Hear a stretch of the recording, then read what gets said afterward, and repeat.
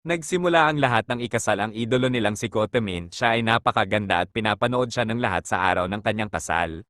Ang batas upang labanan ang mga rate ng kapanganakan ng batas na kilala rin bilang batas ng Yukari ay nagkabisa 40 taon na ang nakakaraan. Kapag 16 na taong gulang na ang mga lalaki at babae sa bansang ito, makakatanggap sila ng abiso kung sino ang kanilang magiging asawa. At dito bawal silang umibig kahit kanino maliban sa nakatalaga nilang asawa.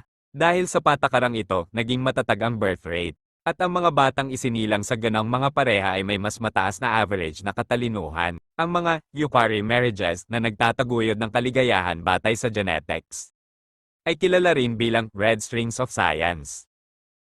Ngunit may isang ordinaryong batang lalaki na na-inlove at hindi nasisiyahan sa ganitong sistema. Siya si Nejima.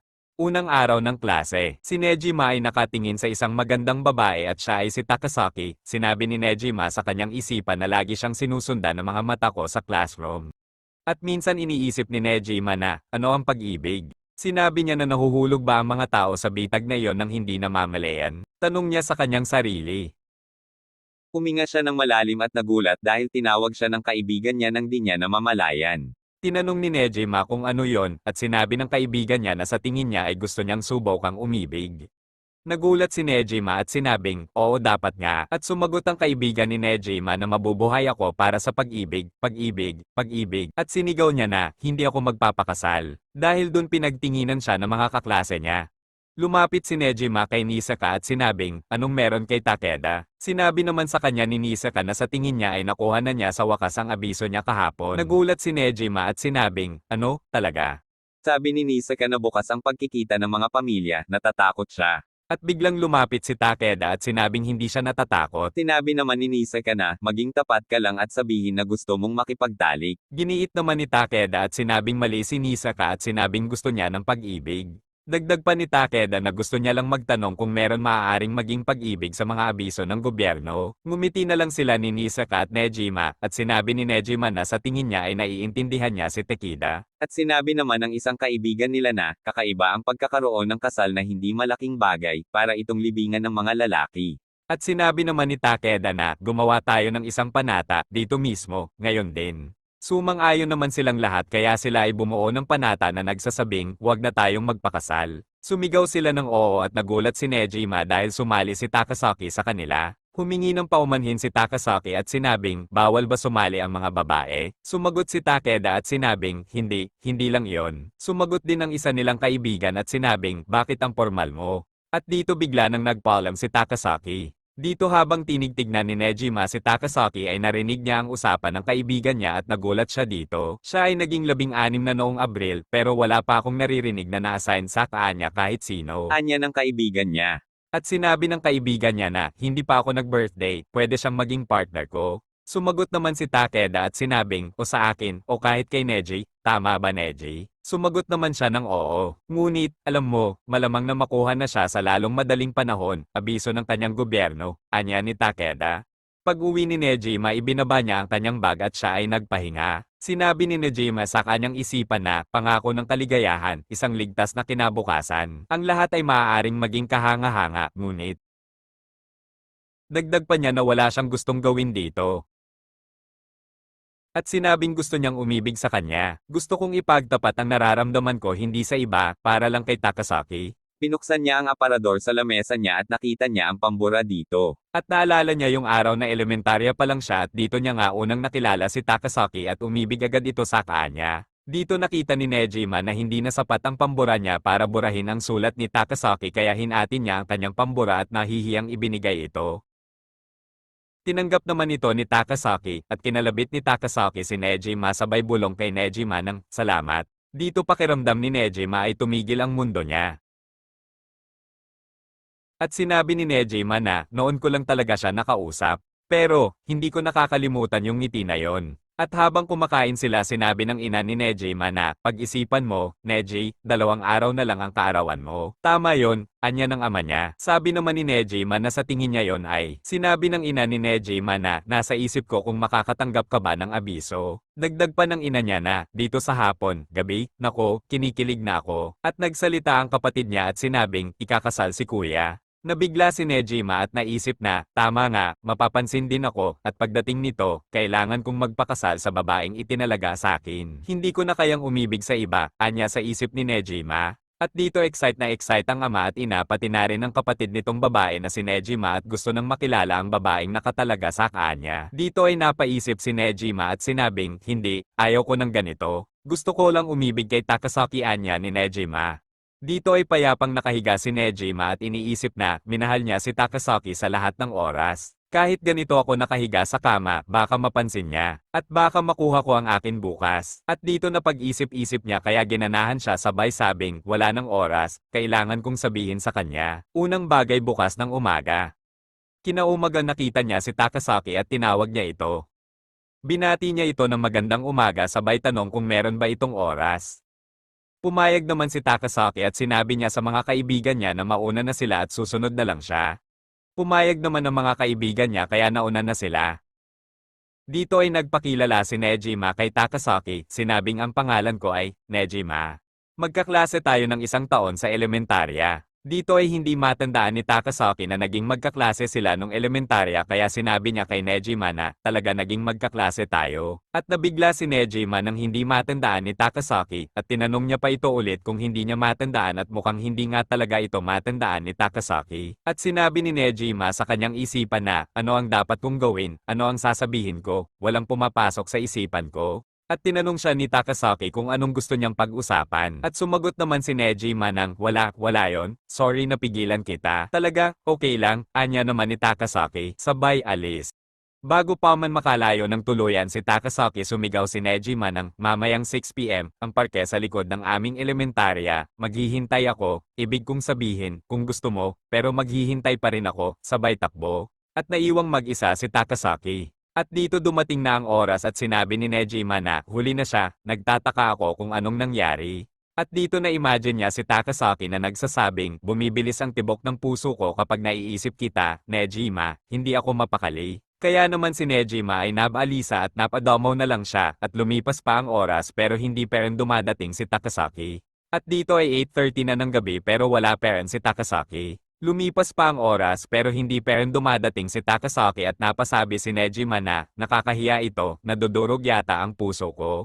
Kaya naisip niya na gumawa na lang ng burial para libangin ang sarili niya at hindi niya napansin ang oras na lumipas at biglang dumating ang mga pulis. Sinabi ng pulis na 10:30 na ng gabi at sinabi naman ni Nejima na, paumanhin, sobrang saya ko lang sa paggawa ng mga burial mound na ito, uuwi na ako ngayon.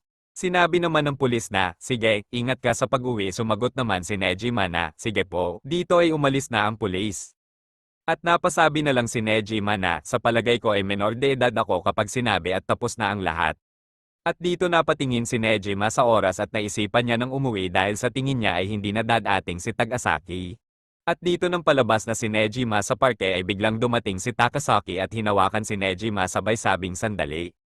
At dito ay nagulat si Nejima dahil dumating si Takasaki kahit sobrang huli na. Humingi ng paumanhin si Takasaki dahil nahuli siya. Sumagot naman si Nejima at sinabing ayos lang. At napagpasiyaan nilang umupo at mag-usap.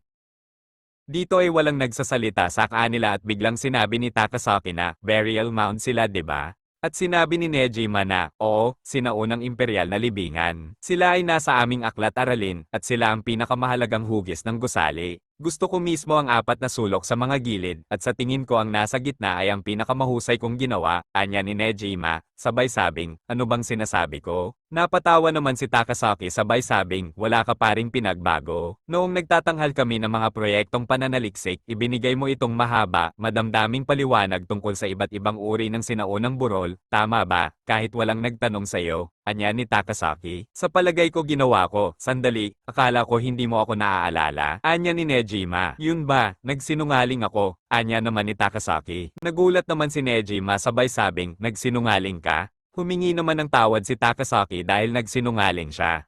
Sinabi naman ni Nejima na ayos lang, pero napaisip si Nejima kung bakit siya nagsinungaling. Napatingin naman si Nejima kay Takasaki at napasabing, ang haba ng pilik mata niya, ang laki ng mata niya, at ang mga puti ay napakalinaw na parang asol. Ang buhok niya ay napakahaba at parang siyang isang prinsesa, anya ni Nejima. Dagdag pa ni Nejima na, kumpara sa kanya siya ay.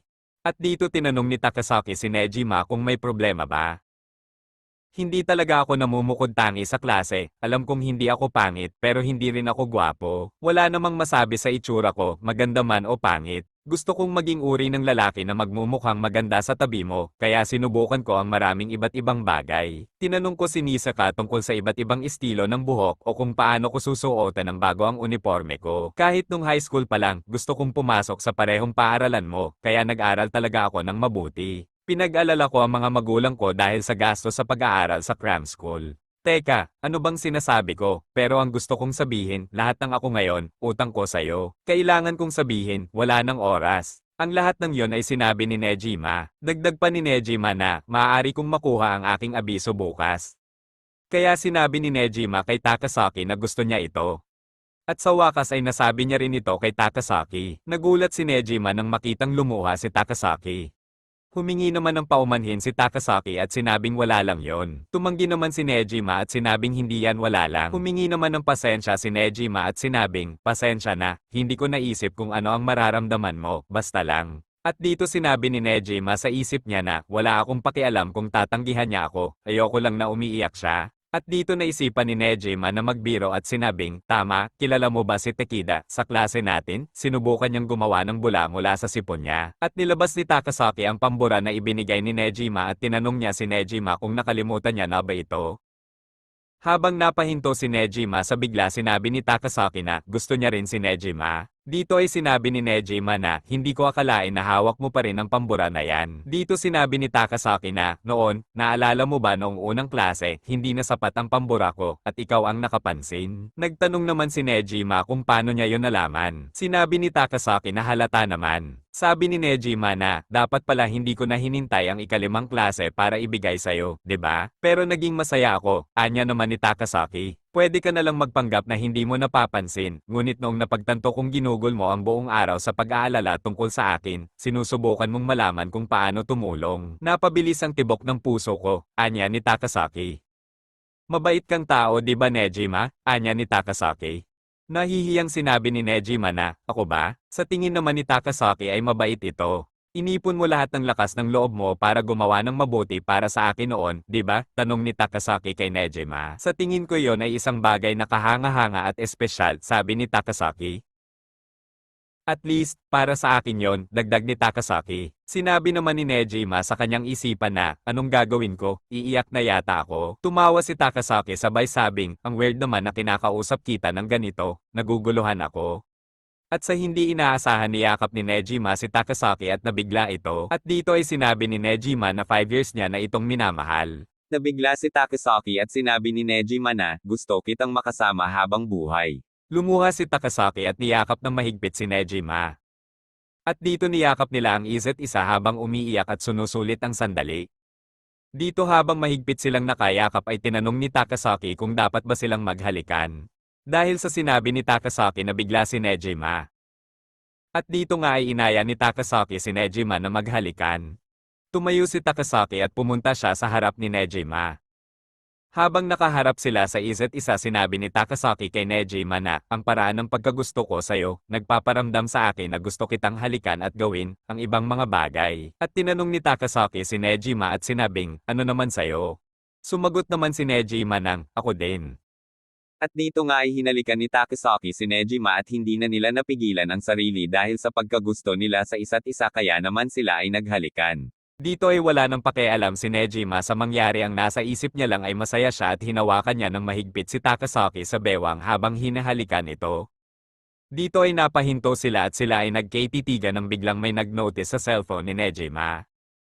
Kaya dito ay huminto sila at tinignan ni Nejima kung ano yon at sa palagay niya ay baka magulang niya lang. Nagulat siya dahil ang notice na yon ay ang ika-16 na kaarawan niya at hindi niya namalaya na umaga na pala. Dito tinanong ni Takasaki kung hindi ba niya titignan yung nag-text. At binasa niya nga ito na nagsasabing, isang mahalagang mensahe para sa iyo mula sa gobyerno ng Japan, pinag-uusapan ng iyong personal na data at umaasa, pagpapakasal ang iyong kapareha sa kasal ay napagpasyahan na, nakatira sa lungsod, ipinanganak noong ika-14 ng Abril, Misaki Takasaki. Dito nga ay tinignan niya ng mabuti at sa hindi inaasahan si Takasaki nga at natuwa ito at sinabi niya kay Takasaki na isa itong himala. Biglang namatay ang kanyang cellphone sa hindi alam na dahilan ay hindi na ito Sam Indi. Biglang may dumating na dalawang hindi kilala at tinatanong kung siya ba si Yukari Nejima. Nakangiti namang bumati ang dalawa at nagpakilala na sina Ichijo at Yajima na mula sa Ministry of Health, Labor, and Welfare. Sinabi ni Ichijo na, naparito kami upang ihatid ang iyong abiso. Humingi siya ng tawad dahil sa pagpunta nila ng oras na yon. May inabot sa kanya at sinabi ni Ichijo na, congratulations sa nalalapit mong kasal. Nagpasalamat si Nejima at kinuha ito. Nang kunin niya ito ay binuksan niya at nang buksan niya laking gulat niya ng iba ang nakalagay na nakatalaga sa kanya at ang pangalan ay Rarina Sanada. Sinabi ni Nejima na, pasensya na, nakatanggap ako ng abiso sa text na may ibang pangalan ng tao, sa pangalan ng babaeng ito. Sumagot si Ichijo at sinabing, hindi ako makapaniwala na posible yon. Sinabi ni Nejima na nangyari ngayon. Ngunit ito ang pangalan sa opisyal na dokumento, anya ni Ichijo. Ngunit ito ay may kanyang pangalan, dito mismo, anya naman ni Nejima. Nalungkot naman dito si Takasaki. Ito ay malamang na ilang mga pagkakamali, ang mga abisong ito ay ganap, anya ni Ichijo. Dagdag pa ni Ichijo na, dahil pareho kayong minor de edad ng iyong partner, mangyaring gamitin kami ng isang go-between upang ayusin ang unang pakikipag-ugnayan. Hangad namin ang bawat kaligayahan sa inyong pagsasama, anya ni Ichijo at sila ay umalis na. Nang makaalis na sila ay agad naman nagpaliwanag si Nejima at sinabing, maaaring may mga pagkakamali lang, bakit hindi tayo sumabay at napatigil si Nejima dahil biglang nagsalita si Takasaki at sinabing, happy birthday. Wala talaga akong balak pumunta, at wala akong planong sabihin sa'yo ang nararamdaman ko. At tinanong ni Nejima kung ano ang ibig niyang sabihin. Malungkot na yumuko si Takasaki at sinabing, kaya parang panaginip man lang ang mabati ka ng happy birthday sa personal na ganito. Hinawakan ni Takasaki ang kamay ni Nejima at sinabing, pakiramdam ko ay kaya kong mabuhay ng 70 taon sa lakas ng kalahating oras na memorya. Habang lumuluha ito, magiging masaya ako kung ganoon din ang nararamdaman mo, anya ni Takasaki. At hindi makapagsalita si Nejima at nararamdaman niya na nanginginig ang mga kamay nito. At dito nga ay nagpaalam na si Takasaki sabay tumakbo ng umiiyak. Tinawag ito ni Nejima at hinabol at binitawan ang abiso na ibinigay sa kanya dahil ang gusto niya ay si Takasaki lang kaya hinabol niya ito. Pilit hinahabol ni Nejima si Takasaki dahil alam niyang nasaktan ito nang malaman na hindi siya ang nakatalaga kay Nejima kaya hinabol niya ito. At sa wakas ay naabutan din ni Nejima si Takasaki at nahawakan ng kamay nito kaya huminto silang dalawa ng hinihingal. At nang sandaling napahinto silang dalawa ay hindi alam ni Nejima ang gagawin niya kaya niyakap niya ito. At dito nagtatapos ang unang bahagi ng kwento. Sana nagustuhan nyo. ここに残ってるありふれた日々に始まりのキスを